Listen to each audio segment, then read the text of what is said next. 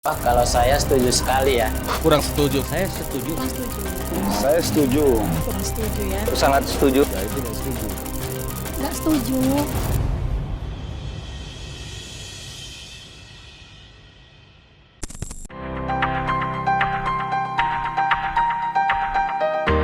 Kasus dugaan malpraktik klinik kecantikan ilegal yang melibatkan mantan finalis Putri Indonesia Riau 2024, Jenny Rahmadial Fitri, tengah menjadi perhatian publik. Ia ditetapkan sebagai tersangka setelah diduga membuka praktik kecantikan ilegal di Pekanbaru tanpa latar belakang pendidikan kedokteran. Belasan korban dilaporkan mengalami efek samping serius, mulai dari infeksi, luka pada wajah, hingga cacat permanen, memunculkan kekhawatiran masyarakat terhadap maraknya klinik kecantikan ilegal yang menawarkan harga murah dan hasil instan. Lalu, bagaimana tanggapan masyarakat terkait maraknya treatment kecantikan ilegal? Berikut tim Apa Cerita Rangkum. Saya cek dulu. Iya, lebih hati-hati.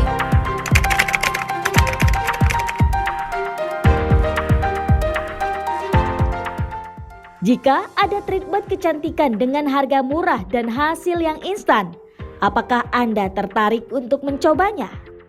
Tertarik, Kak. Apa yang bikin kakak tertarik? Karena harganya terjangkau. Tertarik kak? Enggak dong, karena murah, cepat, kita perlu curigai. Itu gimana? Gitu. Enggak. Menurut saya kalau misalnya dari dokter dari klinik tersebut pendidikan dokter, saya mikir-mikir sih, saya bakalan tertarik. Tapi kalau misalnya dia tidak berpendidikan sebagai dokter, menurut saya kurang tertarik karena takut salah. Kalau misalnya salah tindakan kan nanti bisa berpengaruh buruk bagi muka kita. Oke. Tertarik, Kak. Apa yang membuat Anda tertarik atau justru tidak tertarik terhadap treatment seperti itu? Nggak tertarik karena harga murah itu tadi, karena yang murah itu belum tentu berkualitas. Karena harganya terjangkau. Enggak takut? Nggak takut. Oke. Tertarik kak? Kenapa coba tertarik? Karena dia kan murah jadi terjangkau. Takut aja nanti mukanya jadi tambah rusak. Saya sih masih, karena dari ulasan-ulasan orang lain, mereka banyak juga yang pakai merkuri kan. Merkuri itu kan murah, karena mereka pengen putih atau bersih secara instan gitu kak. Murah udah gitu prosesnya cepat.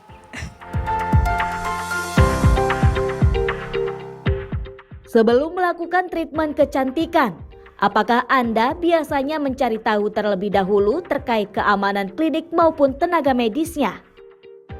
Langsung aja gitu. Kalau saya cek dulu, ini memang udah ada halalnya kah, udah BPOM kah, tanya ke dokternya dulu gitu. Dicek dulu kak.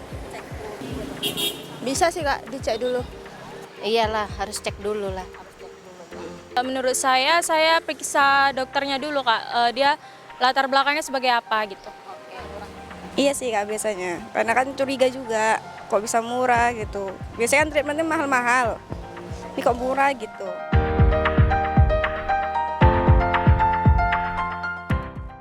Setelah ramainya kasus dugaan malpraktik klinik kecantikan ilegal, apakah Anda menjadi lebih takut atau justru lebih berhati-hati dalam memilih treatment kecantikan?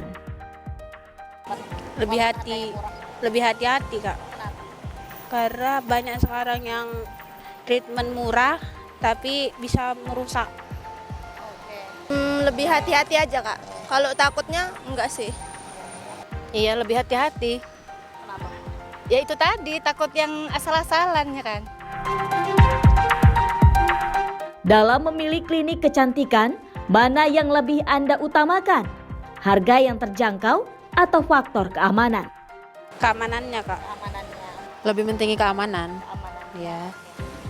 Iya keamanan sih kak, karena percuma harganya murah tapi keamanannya tidak membuat merusak muka kita. Jadi nanti kalau misalnya harganya murah terus membuat rusak muka kita, kedepannya kita akan mengobati muka kita tuh bakal ngabisi biaya banyak gitu Kak. Jadi percuma.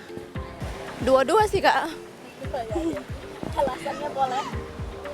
Ya kan terjangkau sih harganya. Kalau keamanan kan namanya untuk muka kan. Jadi ya dijaga-jaga juga sih. Keamanan lah. Keamanan sih ya.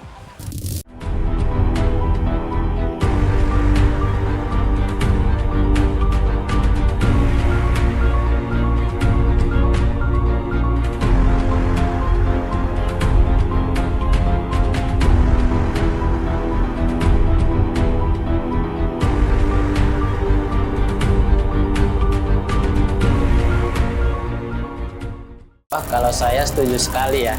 Kurang setuju. Saya setuju. Kurang setuju ya. Sangat setuju. Nggak setuju.